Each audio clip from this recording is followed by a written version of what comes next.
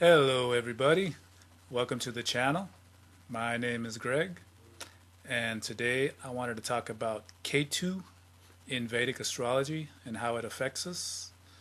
And I just want to let you know, as usual, I'm offering 25% off Thunder Astrology readings for the month of December.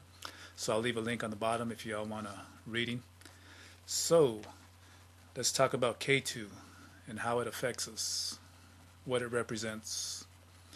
Ketu is the south node of the moon. The north node is Rahu. I was talking about that yesterday. And these are when the moon blocks the sun. It also has the ability to block the moon too. These in terms of eclipses. So these are very powerful. We call them planets, but they're nodes of the moon, north and south nodes. But they're so powerful that they have the power to block the sun, which is our soul, our self-esteem, our confidence, and block the moon, which is our emotions, our minds, our receptivity, our compassion, the ability to reflect, emotion. So they're very, very powerful energies. And Ketu, let's say Ketu is associated with Mars, the Mars energy. And well, let's talk about the negative attributes of Ketu. This is somebody who's making very critical, very narrow-minded in their beliefs. This causes conflict, arguments. This could create alienation, feeling completely separated but in a negative way from society, low self-esteem.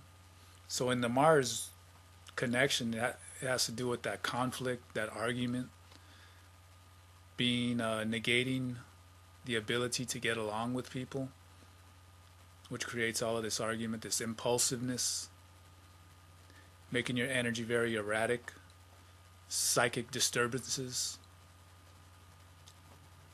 So all of these mental type of problems is what it can create. Positive.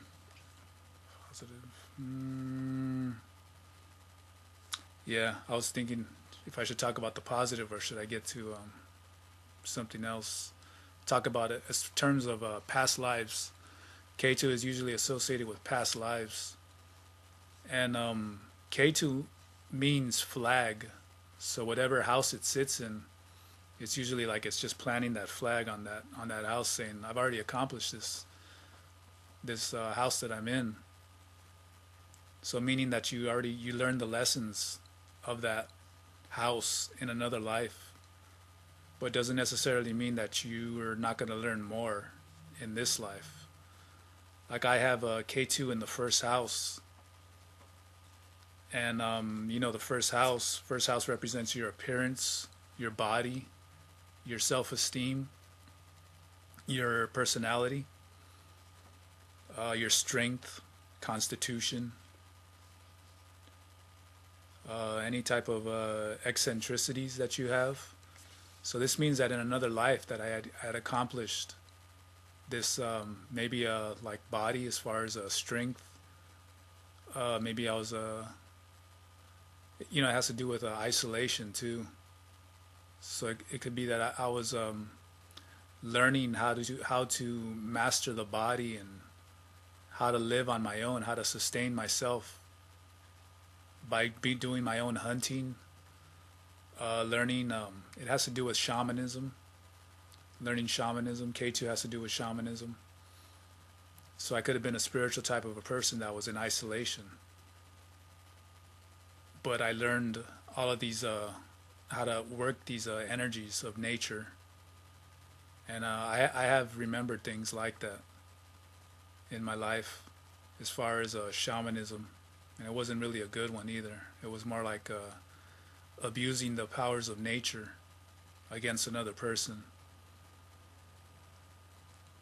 And the people that are in your life, family, friends, coworkers, maybe even people you just run into as you're going to the market or whatever, these are people that you have past life connections with. I'm talking about doing this black magic stuff. I know I had an experience with a memory where I started having a lot of conflict. Even from the first moment I met this person at my job, this previous job I used to work at, the first person I met was this guy. And when I first walked in, he was the first person that was there, and I introduced myself in a friendly way, but he had a bad reaction to me. His terms of tone of voice and attitude, but whatever, I didn't pick up on it then, but I just sensed that, I don't know, something's up with that guy. Maybe he's like that with everybody, maybe not. But as time went by, being there for years and years and years, this type of conflict started growing, especially as I started getting promoted, climbing up, and then now I'm this person's boss, and this person's still in the same position. But that has to do with that person's personality and his reaction to following orders and all that. But yeah, it culminated into a lot of conflict, and this, I would come home and I'd be filled with all this stuff in my mind, but I was already trying to better myself. In the last 3 or 4 years of working that job, I was becoming a lot more spiritual. So I would do a lot of meditation. Doing meditation helped me to remember these experiences. Spending time out in nature too, I started recalling having these feelings that I had been in conflict with this person, as far as being sorcerers, sending energy to each other in negative ways. And in this other life, this person was successful in killing me. So these types of energies were coming back. They were echoing from the past. This person was more of a negative person in this life compared to who I am. So this conflict started kind of happening again, but I took the high road. And this person had difficulty with that. But yeah, eventually I ended up leaving that job.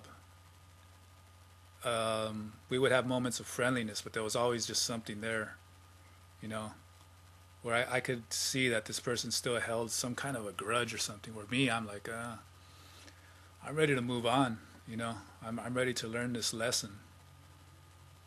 But that person never really learned. So, but it's all good, you know. In some life, this person will learn. We're all here to ascend, to grow. So, you know, all I can do is just send the good light out of me, and hope for the best for this type of person. So yeah, Ketu. It has to do with walking away from things, renouncing things, which is what happened there. It's associated with spiritual initiation too. This is something that I'm experiencing. With that experience is a spiritual initiation.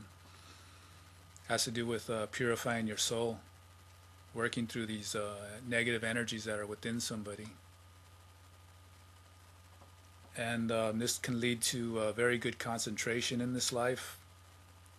It leads to mastery of occult practices, good psychic knowledge, feeling the vibrations of other people,